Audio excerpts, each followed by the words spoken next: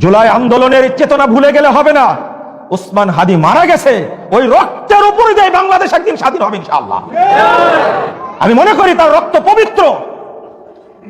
ঘুষখোর, দুর্নীতিবাজ, অপবিত্র রক্তের মাধ্যমে কখনো বাংলাদেশ মুক্ত হয়নি, হবেও না কোনোদিন। ওই আবু সাঈদের রক্তের মধ্যেই ছিল পবিত্র রক্তের কোনা, মুগ্ধের রক্তের মধ্যেই ছিল। আল্লাহ সেটাই কবুল করে আজকে বাংলাদেশকে বিশাল এক নাবিশ্বাস থেকে আল্লাহ হেফাজত করেছেন।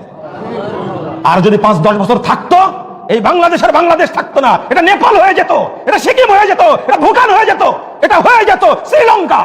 বাংলাদেশ মুসলিম রাষ্ট্র পাকিস্তানের মতো মাথা উঁচু করে বাংলাদেশ বিশ্বের মুসলিম রাষ্ট্র হিসেবে থাকবে ইনশাআল্লাহ।